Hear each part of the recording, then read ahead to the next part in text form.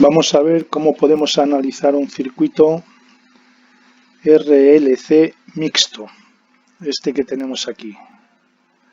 Tenemos una configuración de un bloque de 3 ramas en paralelo y en serie con ese bloque de las 3 ramas en paralelo tenemos un condensador. Bueno, a este circuito le vamos a aplicar un voltaje alterno senoidal. Vamos a trabajar con los valores eficaces, por lo tanto, a partir de este valor instantáneo de ese voltaje alterno senoidal, determinamos el valor eficaz de ese voltaje que estamos aplicando.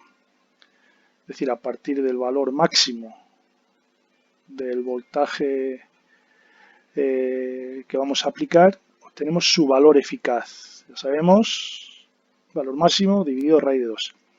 Y le vamos a dar a ese voltaje una fase inicial que va a ser alfa. Por lo tanto, el vector del voltaje con el que vamos a trabajar, el que estamos aplicando a este circuito, es este voltaje eficaz y esta fase inicial alfa. Bueno, para analizar este tipo de circuitos tendremos que utilizar todo lo que son oposiciones y todo lo que son tolerancias. ¿Cuándo vamos a utilizar cada una de ellas? Bueno, cuando digo oposiciones me estoy refiriendo al conjunto de impedancias, resistencias y reactancias. Y cuando digo tolerancias me estoy refiriendo al conjunto de admitancias, conductancias y susceptancias. Entonces, ¿cuándo podremos utilizar cada uno de ellos? Bien, cuando estamos sumando oposiciones es porque están en serie. Entonces, cuando tenemos elementos en serie, efectivamente lo que haremos será utilizar impedancias, resistencias y reactancias mediante sumas. Y cuando estén elementos en paralelo, lo que podremos utilizar es el conjunto de conceptos relacionados con la tolerancia, es decir, admitancias, conductancias y susceptancias. Aquí, como tenemos elementos en serie y elementos en paralelo, habrá que ir jugando con esos dos conjuntos. Bien, el análisis es el lógico que haríamos en un circuito de corriente continua, ¿no? Sería determinar lo primero la oposición que presenta esta rama.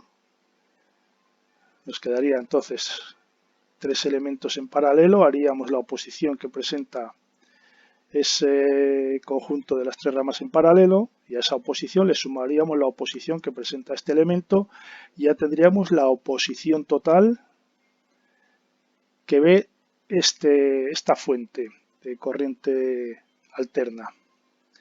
Bien, pues eso, claro, hay que hacerlo, pero teniendo en cuenta que ahora estamos trabajando en corriente alterna, es decir, ahora todos los elementos con los que trabajamos son vectores. Bien, lo primero, en esta rama central de este circuito paralelo que tengo aquí, sumaría las dos oposiciones porque están en serie, es decir, la R2 más la reactancia inductiva. Reactancia inductiva, ya sabemos que siempre lo vamos a representar por un vector a 90 grados sobre la horizontal, sentido hacia arriba, más la oposición de la R2, que sabemos que siempre la vamos a representar por un vector en el eje horizontal positivo. Bueno, la suma de esos dos valores me da la impedancia de esta rama que tengo aquí en el centro del conjunto paralelo. Impedancia de esta rama. Bien, como esta rama queda en paralelo con otras, al final tendré que sumar tolerancias, por lo tanto me conviene pasar esta impedancia a su admitancia.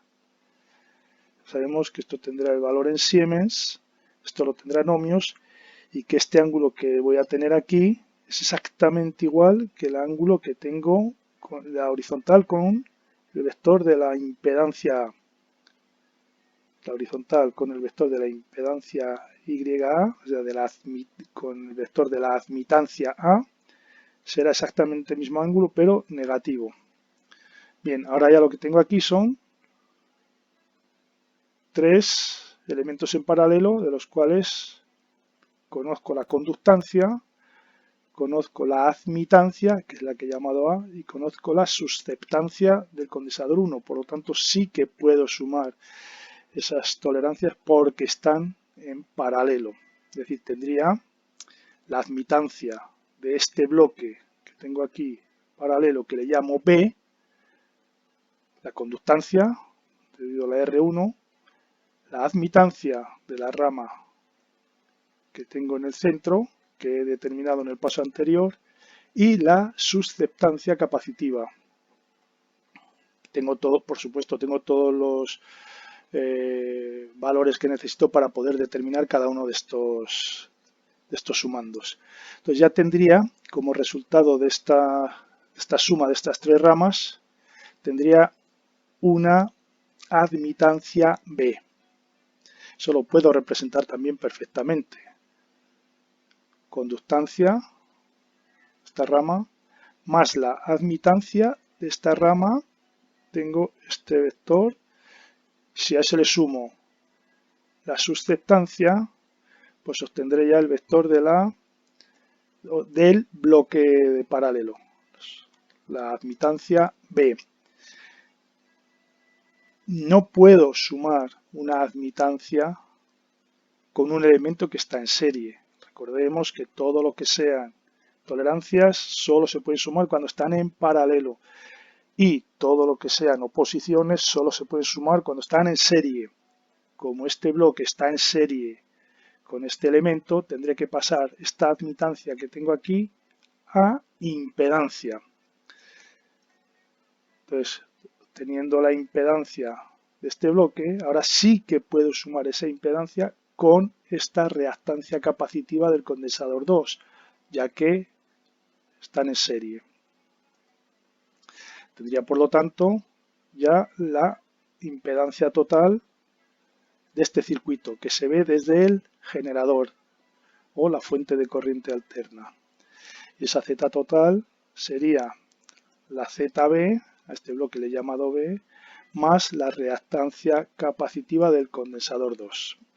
Eso lo puedo representar también vectorialmente. La ZB, que sería el vector inverso a la admitancia B, le sumo la reactancia capacitiva del condensador 2, que como sabemos, una reactancia siempre se va a representar a menos 90 grados respecto a la horizontal, y la suma de esos dos vectores pues me dará la impedancia total, que ya tengo el ángulo phi de ese circuito. Bien, una vez que he llegado a la impedancia total o a admitancia total, porque simplemente haciendo la inversa de la impedancia total obtengo la admitancia total. Ahora me queda representar cada uno de los valores de voltaje y corriente en cada uno de los componentes. Eso ya es aplicación directa de la ley de Ohm, es decir, eso ya no presenta ninguna novedad respecto o que sea concreta de un circuito mixto, sino que simplemente es centrarnos en cada componente y aplicar a ese componente, como lo digo, la ley de Ohm. La intensidad total del circuito. Tenemos el voltaje total del circuito y hemos determinado la impedancia total del circuito. Por lo tanto, la intensidad total del circuito, aplicando la ley de Ohm, será la V dividido la Z total. Aquí vemos que la V tiene un argumento alfa y la Z total tiene el argumento phi. Por lo tanto, ya sabemos cuando dividimos dos complejos, módulo el cociente de esos dos módulos y argumento la resta de los argumentos. Tendremos esta intensidad. Esa es la intensidad total del circuito, es decir, la que va a salir de la fuente y va a volver a la fuente. Por lo tanto, esa intensidad es la que va a circular también por el condensador 2. Con esa intensidad podemos determinar, por lo tanto, el voltaje que se va a quedar en este condensador. Aplicación de la ley de Ohm. Reactancia capacitiva de este condensador por la intensidad que circula por ese condensador. Bien, eso como vemos me va a dar un voltaje en ese condensador que con respecto a la intensidad que circula por el condensador, que es esta que tengo aquí, si me fijo en el argumento, esa intensidad es alfa menos phi. El voltaje en el condensador es alfa menos phi y hay que añadirle menos 90 grados. Efectivamente, el voltaje en el condensador va retrasado 90 grados respecto a la corriente que circula por el condensador. Es decir, se siguen cumpliendo todas las prescripciones o todas las reglas que tienen que cumplirse. Eso no va a cambiar por el hecho de que ahora los componentes tengan otra configuración dentro del circuito. Podemos determinar también el voltaje de todo este bloque que tengo aquí, porque sabemos la intensidad que circula por este bloque. Sería la suma de 1 y 2 y 3, que es la intensidad total que hemos determinado. Por lo tanto, el voltaje que tenemos entre este punto y este punto vendrá dado por la impedancia de este bloque multiplicado por la intensidad que circula por ese bloque, es decir, esto que tenemos aquí. Hemos asignado a la ZB, le asignamos, como vimos aquí, un ángulo beta, aleatorio, en este caso. Entonces tendremos un voltaje en la ZB, es decir, entre este punto y este punto, que vendrá dado por esta expresión. Ese voltaje entre este punto y este punto es al que van a estar sometidos todos los elementos que estén entre ese punto y este punto, es decir, todos los elementos que estén conectados a los puntos cuya diferencia de potencial acabo de determinar tendrán ese voltaje, es decir, la R1 tendrá ese voltaje. Este componente que yo llamé ZA, que constituía la suma de las dos oposiciones, tendrá entre los dos puntos ese voltaje y el condensador también tendrá entre sus extremos ese voltaje. Diré esto que tengo aquí.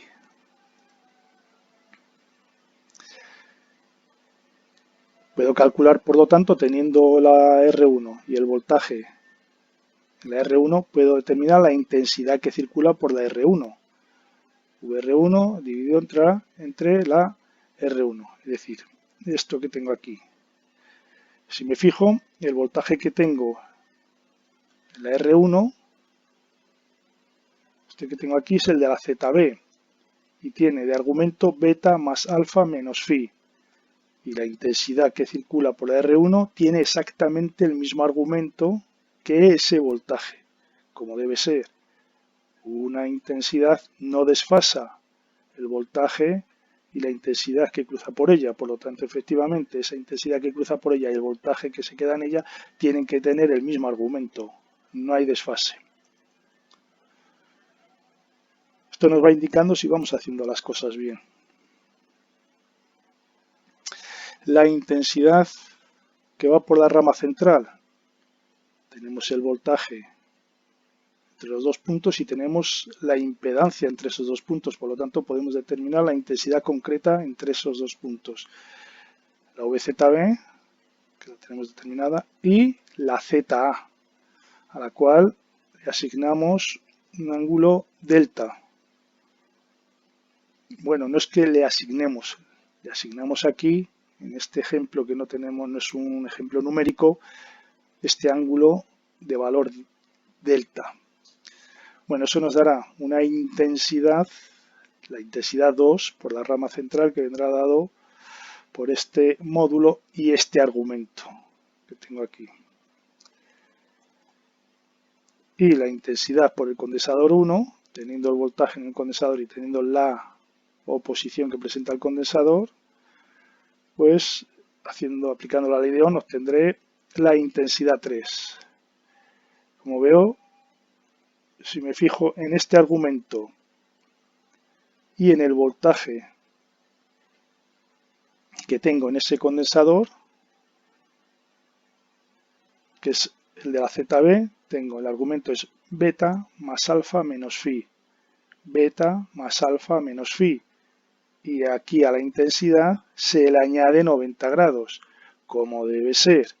La intensidad por el condensador va adelantada a 90 grados respecto del voltaje que tiene entre sus placas.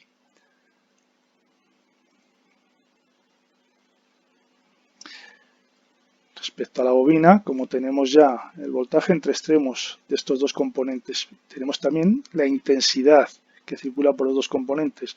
Por lo tanto, ahora podemos determinar el voltaje concreto que se queda en cada uno de los dos componentes. Lo mismo, aplicación directa de la ley de Ohm. La oposición que presenta la bobina por la intensidad que circula por la bobina. Tenemos este valor. Y para la resistencia, tenemos este valor, que será la resistencia, la oposición que presenta la resistencia, es decir, la propia resistencia, por la intensidad que circula por esa resistencia. De tal manera que si yo sumo este valor de la VL más este valor de la VR2, me tiene que dar este valor de la VZB, es decir, lo que tengo en extremos de esos dos componentes.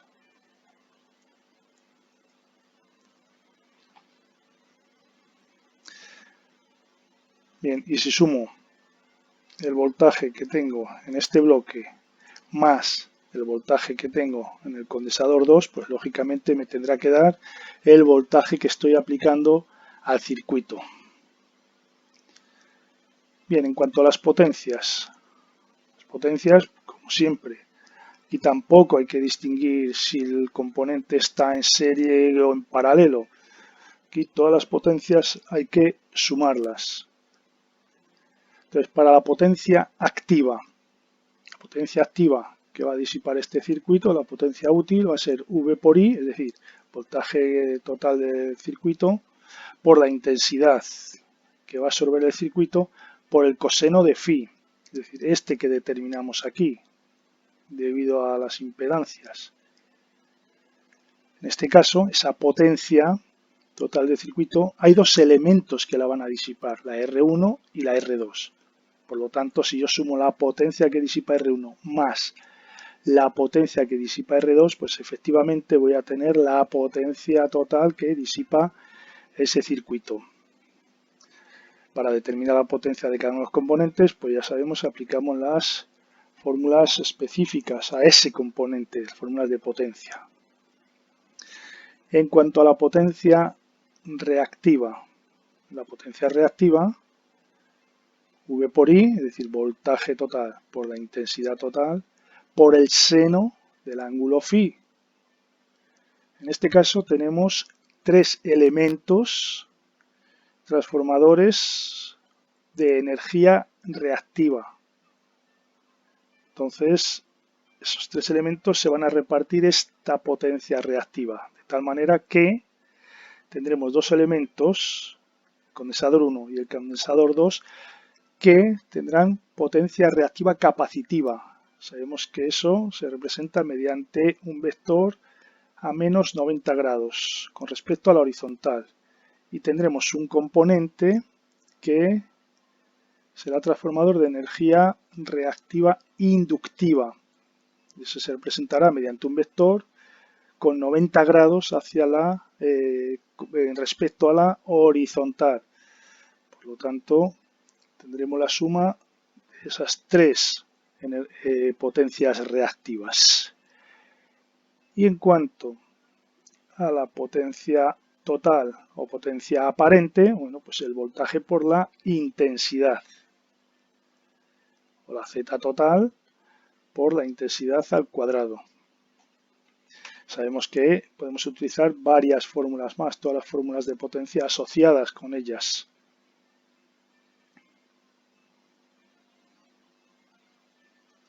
De un circuito mixto RLC. Este circuito se acerca mucho a lo que es un circuito LC real. El condensador es un elemento que se asemeja bastante en su forma ideal a su forma real. pero la bobina es un componente que se puede decir que se aleja bastante de su forma ideal a su forma real. El hecho de que la bobina esté constituida por hilo de cobre o de aluminio o del metal que la constituya, pues quiere decir que esa bobina va a contener una resistencia. Es decir, no todo el elemento va a ser un elemento que se va a basar en reactancia, sino que hay que ese elemento que tiene una reactancia, por supuesto, inductiva, habrá que sumarle también el componente resistivo del hilo con la cual está fabricado. Por lo tanto, tendríamos una rama por una bobina real, constituida por una bobina real, y otra rama por un condensador. Bien, a este circuito le vamos a aplicar esta forma de onda senoidal. Tenemos un valor máximo de 311 voltios. Tendremos una pulsación omega de 314,15. Esto que tenemos aquí. Y los componentes, bueno, pues el coeficiente de autoinducción 16 milihenrios, la resistencia 15 ohmios y la capacidad 150 microfaradios. Bueno, pues con esos componentes abordamos el circuito. Lo primero, tenemos aquí dos componentes en serie, pues los sumamos. Sumamos las oposiciones, por supuesto. La R más la reactancia inductiva. Ya sabemos, la R más la J omega L. Número complejo con parte real y parte imaginaria. Eso me va a dar esa suma, este complejo que tengo aquí. 15 como parte real y J 5,026 como parte imaginaria. Bueno, pues ya este complejo que está dado en forma rectangular ya lo paso a forma polar. Conviene ir haciendo esto en cada paso, tener cada resultado en las dos representaciones, porque se va a hacer uso de las dos.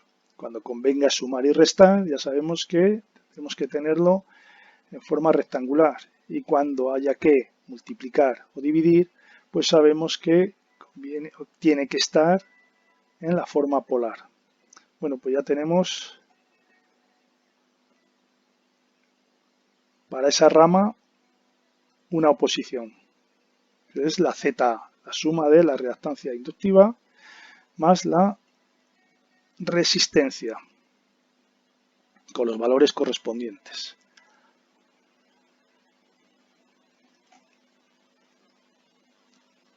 De ahí obtenemos la admitancia. ¿Por qué conviene tener admitancia? Bueno, pues porque tenemos otro componente que está en paralelo con esta impedancia. Entonces sabemos que cuando están en paralelos tendremos que sumar tolerancia. Es decir, a la susceptancia del condensador habrá que sumarle la tolerancia de esta rama. Esa tolerancia de esa rama es lo que llamamos la admitancia. Bueno, pues tendremos el vector de la admitancia de esta rama, la magnitud que sea, y el ángulo exactamente igual que el de la impedancia, pero negativo en este caso. Bueno, aquí obtendremos, por lo tanto, un vector dado en su forma polar y en su forma rectangular, medido en Siemens. Tercero, teniendo la admitancia y teniendo la susceptancia del condensador, calculamos la admitancia total, es decir, la IA más la BC. La BC, la susceptancia capacitiva, sabemos que es J omega C. Por lo tanto, realizamos las operaciones y obtendremos un vector de la admitancia total del circuito dado en su forma rectangular y en su forma polar. Es decir, con la IA que teníamos, la admitancia de esta rama más la susceptancia del condensador, la suma de los dos me dará la admitancia de todo el circuito. Y podemos obtener también ya la impedancia del circuito. Simplemente es hacer la inversa de esta admitancia que obtuve en el paso anterior. Aquí la tengo. Esta sería la impedancia de todo el circuito. Bueno, esa impedancia del circuito ya me está dando el ángulo phi. Recordemos que el ángulo phi es consecuencia de los componentes que constituyen el circuito. Por lo tanto, en el momento que determino la impedancia total de ese circuito, ya puedo determinar también, o ya determino directamente el ángulo phi. Es decir, lo que va a desfasar la V y la I. Como veo, esta impedancia tiene un ángulo negativo. Por lo tanto, y aquí también deduzco que este circuito va a tener carácter capacitivo.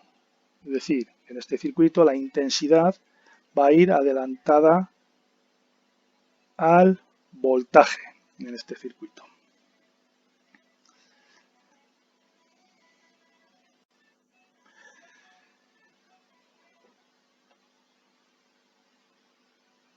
Bien, hasta aquí tenemos los datos que hemos obtenido en el paso anterior, es decir, todo lo que corresponde a impedancias, susceptancias, admitancias, conductancia, etcétera, etcétera, para poder afrontar ahora los cálculos de los voltajes y las corrientes.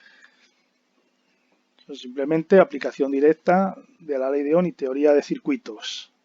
Voltaje eficaz, ya sabemos que V0 dividido raíz de 2. Si lo tomamos, bueno, en principio no hemos tomado nada porque no hemos tenido que hacer uso todavía de ello.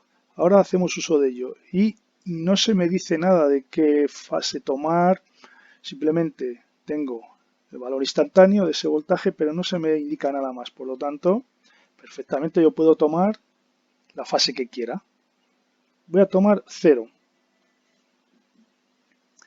Por lo tanto, el voltaje eficaz que estoy aplicando a este circuito tendrá 219,91 voltios y la fase inicial 0 grados. Es decir, estamos tomando justamente cuando la onda, lo que está ocurriendo justamente cuando la onda está pasando por 0 hacia positivo. Bien, por otro lado tenemos también que la intensidad total de este circuito se va a repartir en las dos ramas que tiene ese circuito en paralelo. Y por otro lado que el voltaje en ese circuito, este voltaje será el voltaje que estoy aplicando, es el voltaje que tengo entre este punto eléctrico y este punto eléctrico. Es decir, todos los componentes que estén entre esos dos puntos eléctricos tendrán ese voltaje, estarán sometidos a esa diferencia de potencial entre los voltajes de los dos puntos.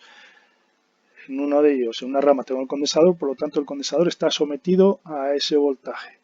Y en la otra rama tengo dos componentes en serie entre esos dos puntos, por lo tanto esos dos componentes en serie están sometidos a ese voltaje. Y yo sé que en serie los voltajes se tienen que sumar, por lo tanto la suma del voltaje en la bobina más el voltaje en la resistencia será el voltaje que tengo entre los dos puntos a los cuales está conectado el generador de alterna. Esta fórmula. Bueno, pues ahora la intensidad que voy a tener por la bobina, que va a ser la misma que la resistencia, es decir, la intensidad 1, ¿cómo la determino? El voltaje que tengo entre esos dos puntos dividido de la impedancia que oponía en esa rama. Es decir, lo que tengo aquí. Con este argumento, menos 18,52. Ya tengo esa intensidad. Teniendo esta intensidad puedo determinar también ya los voltajes, porque tengo las oposiciones que presenta cada componente, podría determinar ya el voltaje en la bobina y podría determinar también el voltaje, la caída de voltaje en la resistencia. Pero voy a seguir calculando intensidades. Intensidad en el condensador. Conozco el voltaje en extremos y conozco la oposición del condensador. O conozco también la susceptancia del condensador, por lo tanto aplico directamente la susceptancia capacitiva por el voltaje que tiene entre sus extremos. Eso me da una intensidad por el condensador de 10,362 y un argumento de 90 grados. Si yo sumo esta IC y esta I1, es decir, esta I2 y esta I1, pues obtendré la intensidad total. Bien, aquí puedo ir analizando si no me he equivocado en ángulos en las operaciones. puedo mirar y digo, bueno, veo que la intensidad del condensador está a 90 grados y el voltaje en el condensador que se estoy aplicando tiene un argumento de 0. Es decir, la diferencia es que la intensidad por el condensador va adelantada a 90 grados respecto al voltaje que está en el condensador. Bueno, es lo lógico, ya sabemos que eso es así. Bien, representación de la intensidad por el condensador, de la intensidad 2. La suma de esas dos intensidades me dará la intensidad total, que la puedo determinar bien mediante la suma o el voltaje total y la impedancia total, pues aplicando la ley de Ohm, tendré este valor. Como veo, el argumento de esa intensidad es 24,28 grados. Es decir, si yo lo comparo con el voltaje total que estoy aplicando, cuyo argumento es 0, veo que la intensidad está adelantada a 24,28 grados. Efectivamente, ya sabíamos que este circuito, lo sabíamos cuando calculamos la impedancia, sabíamos que este circuito tenía carácter capacitivo, sabíamos que iba a adelantar la intensidad con respecto al voltaje y sabíamos que ese adelanto de la intensidad respecto al voltaje iban a ser esos 24,28 grados. Es decir, que de momento parece que todo va teniendo sentido. No me he equivocado a la hora de realizar las operaciones. En cuanto a los voltajes, tengo posición y tengo intensidad, por lo tanto aplicación directa de la ley de Ohm. Voltaje en la bobina, este módulo y este argumento. Voltaje en la resistencia, tengo la posición y tengo la intensidad, por lo tanto aplicación directa de la ley de Ohm. Esto que tengo aquí. Podría fijarme que el voltaje que tengo en la resistencia tiene un argumento de menos 18,52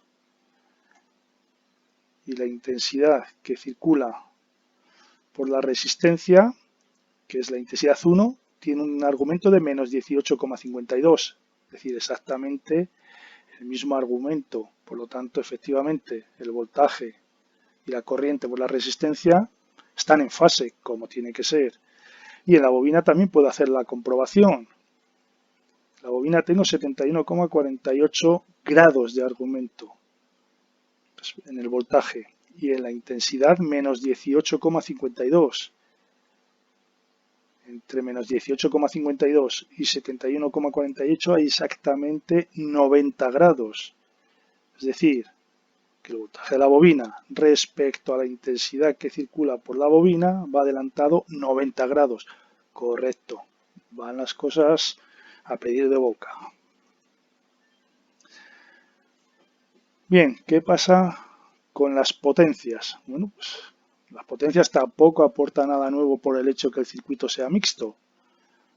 V por I por coseno de phi. V total y total coseno de phi. En este caso solo tengo una resistencia, es decir, esta resistencia va a ser la consumidora de esta potencia activa, de esta potencia útil. Dibujo el triángulo, empiezo a dibujar el triángulo y hace potencia activa, eje horizontal. Y, por supuesto, medida en vatios. Potencia reactiva, V por I por el seno de phi. En este caso, phi menos 24,28 grados, es decir, que la resultante va a ser una potencia reactiva capacitiva. Habrá una potencia reactiva inductiva que tirará hacia arriba. Habrá una potencia reactiva capacitiva que tirará hacia abajo, pero la resultante de esas dos potencias, que como sabemos es una resta algebraica, tendrá este valor. Será mayor la capacitiva. De hecho, ya lo sabemos que va a ser mayor la capacitiva. El circuito era capacitivo.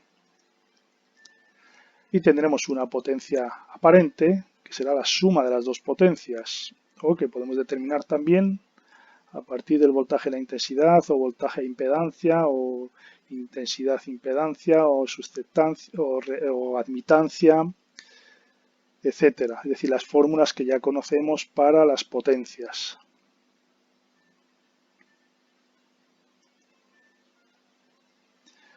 Bien, para determinar exactamente dentro de esa potencia reactiva lo que consume o lo que transforma, por decirlo de alguna manera, la bobina en concreto y el condensador en concreto, pues aplicamos directamente las fórmulas de potencia a cada uno de sus componentes. Una de las varias fórmulas que sabemos que tenemos para cada componente. XL por IL cuadrado, es decir, la oposición que presenta la bobina por la intensidad que circula por la bobina al cuadrado. Tenemos este valor de potencia reactiva, estos voltiamperios reactivos. Es decir, esa sería la del vector a 90 grados respecto a la horizontal. Y la QC, la potencia reactiva capacitiva, ya que tenemos la susceptancia capacitiva, pues aplicamos la fórmula correspondiente. Y eso nos da este valor en voltiamperios reactivos hacia abajo. Si yo sumo estos dos valores, teniendo en cuenta sus sentidos, pues efectivamente esto me va a dar justamente este valor que tengo aquí de la potencia reactiva. Bien, por supuesto ya, por último, el factor de potencia, bueno, el coseno de phi, que lo podría haber determinado cuando determiné la impedancia, pues es 0,91. Es decir, va a ser un desfase ligero, entre comillas. Y, como he dicho siempre, hay que indicar si ese desfase o este factor de potencia es inductivo o es capacitivo. En este caso, capacitivo. Es decir, con este desfase ya sé más o menos el grado de desfase que va a haber, con este factor de potencia ya sé el desfase que va a haber y a la vez estoy sabiendo que va a ser un adelanto de la intensidad respecto del voltaje. Eso me está dando el hecho de que es capacitivo ese carácter.